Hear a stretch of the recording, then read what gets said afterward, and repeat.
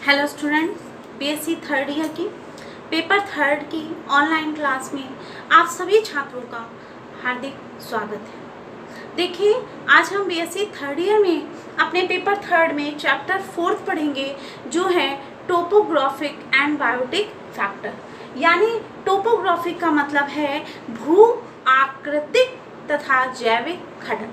देखिए, हमने last term में आप लोगों को बताया था जो भी इकोलॉजिकल फैक्टर होते हैं वो कौन कौन से फैक्टर होते हैं।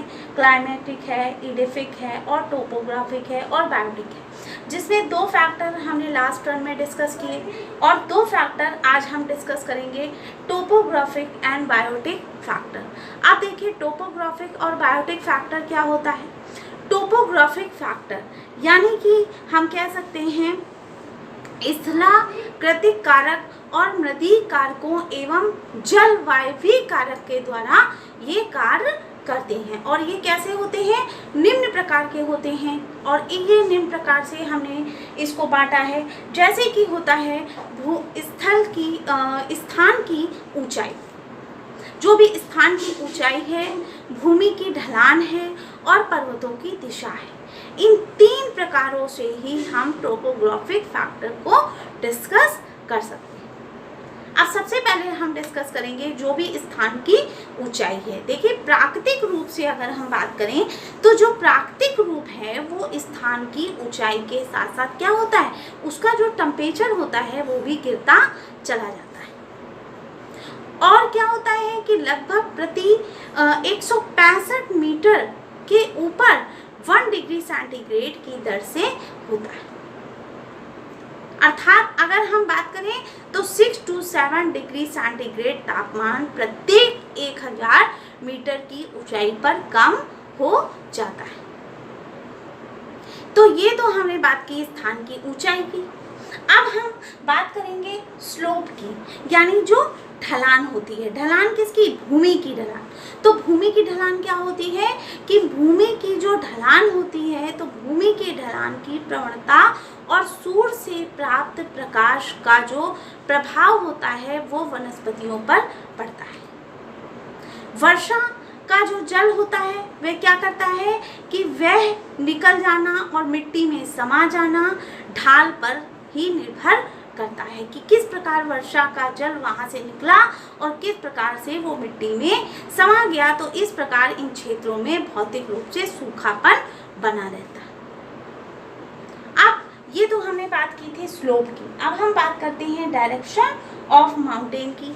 डायरेक्शन ऑफ माउंटेन क्या है? यानी पर्वतों की दिशा। तो पर्वतों की दिशा क्या होती है कि यदि ढाल के ऊपर पड़ने वाले जो भी प्रकाश है, तो प्रकाश की मात्रा कम होती है और तेज शुष्क हवा वहां पर चलने लगती है।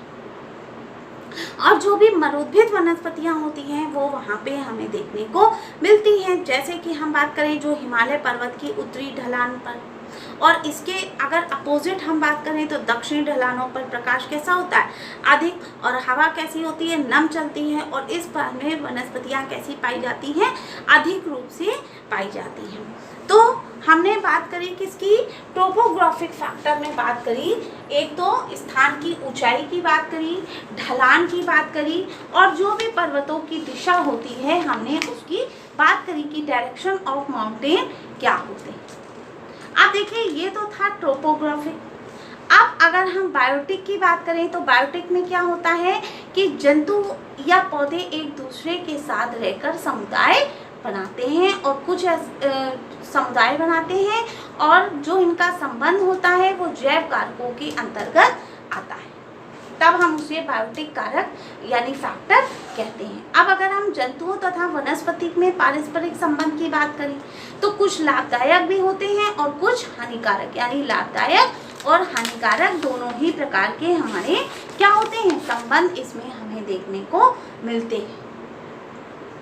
अब लाभदायक संबंध और हानिकारक। अब अगर हम हानिकारक संबंधों की बात करें तो जैसे कि हम जान लें, जैसे कि शाकाहारी जंतु हैं, तो शाकाहारी जंतु क्या करते हैं? पौधों को सीधे खाकर और पौधों के जो है क्या करते हैं? उनको हानि पहुंचाते हैं, जैसे कि गाय है, भैंस है, बकरी है, ये सब क्या करते हैं, सीधे पौधों को खाते हैं और उनको हानि भी पहुंचाते हैं।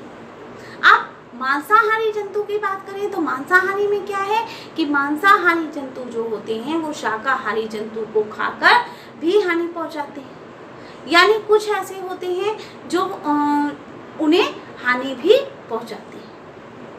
और मनुष्य क्या करता है कि मनुष्य अपने हित के लिए, यानी अपने हित के लिए प्राकृतिक वनस्पतियों को नष्ट करता चला जाता है और कभी कभी अपनी इच्छा अनुसार जीवन उपयोगी वनस्पतियों को पैदा भी करता है।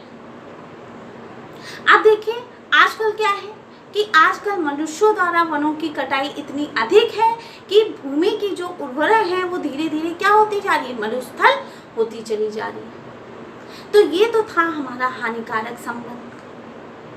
अब अगर हम पौधों के पारस्परिक संबंधों की बात करें तो ये आप समझ लीजिए कि एक समुदाय में रहने वाले, चाहे वो पौधे हों चाहे एक समुदाय में जो भी हैं, एक दूसरे के सामाजिक संगठन और शरीर की बनावट एवं प्रजनन आदि पर प्रभाव डालते हैं। समान प्रकार के पौधे क्या होते हैं, जो समान प्रकार के पौधे होते हैं वो क्या करते हैं, उगने में आपस में क्या होते हैं, स्पर्धा करते हैं। स्पर्धा का मतलब समझते हैं, कंपटीशन करते हैं। और यह स्पर्धा क्या होती है, विशेषकर स्थान में, जल में, आवश्यक खनिज पदार्थ में या कार्बनिक पदार्थ के लिए होती है। बड़े पेड़ पौधे क्या करते हैं कि बड़े पेड़ छोटे पेड़ों पर पड़ने वाले सूर्य के प्रकाश की सूर्य के प्रकाश को कम करते हैं, और लेकिन क्या करते हैं, तेज हवा क्या करती है तथा अधिक उनकी रक्षा करती है। अब पारस्परिक संबंधों में अगर हम एग्जाम्पल देखें तो एग्जाम्पल जैसे कि अधिपादप हमारे कौन से होते हैं, आर्किड्स होते हैं। ये भी आपसे कभी कभी क्वेश्चन ऑब्जेक्टिव में पूछ लिया जाता है कि किसी एक अधिपादप का उदाहरण बताइए, तो क्या होता है, आर्किड्स। मृत्योजीवी पूछ लिया जाए तो जैसे कवक है, सहजीवी पूछा जाए तो लेग्यूमिनेसी है। ठीक, तो ये तो हमारे हो गए पौधों में पारस्परिक संबंध।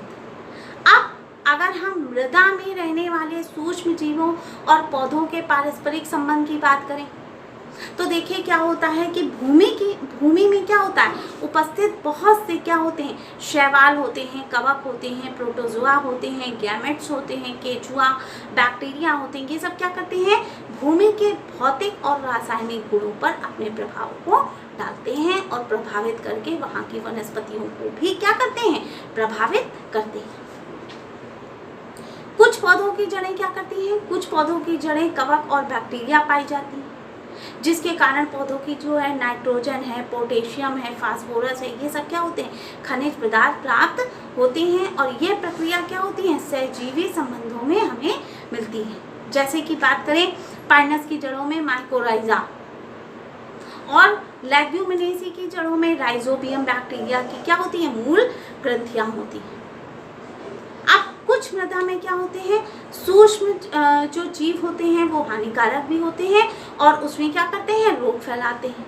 और आर्थिक महत्व से कई पौधों में ये रोगों को उत्पन्न भी करते हैं। अब जैसे अगर हम एग्जाम्पल देखें तो कौन से हो गए, जैसे पाइथियम हो गया और आपका निमेटोड हो गया, तो ये क्या करते हैं, रोग फैलाते हैं।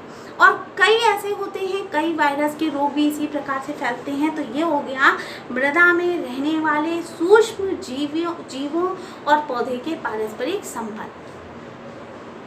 अब हम बात करेंगे पौधों तथा मनुष्यों का पारस्परिक संबंध क्या होता है। अब देखिए जैसे पौधे हैं तो पौधों को नष्ट करने तथा उनका संरक्षण करने दोनों में ही किसका योगदान होता है, मनुष्य का।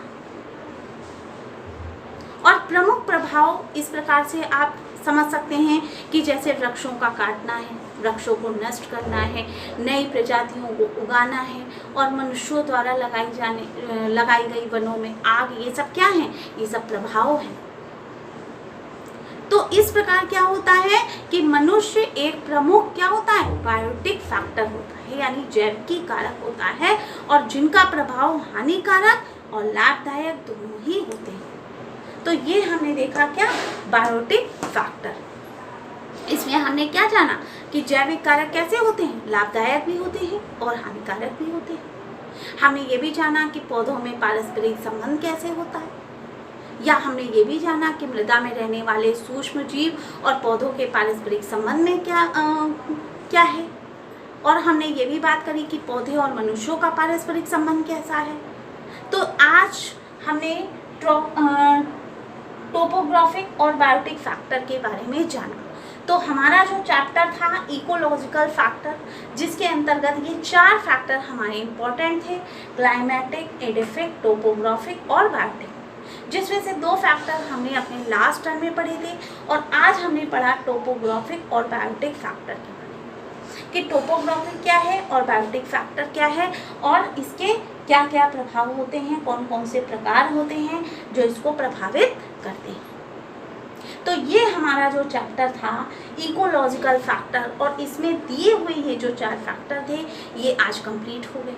आई होप आप सबको ये टॉपिक समझ में आया होगा। अब इसके आगे हम अपना नेक्स्ट टॉपिक कल डिस्कस करेंगे। Thank you.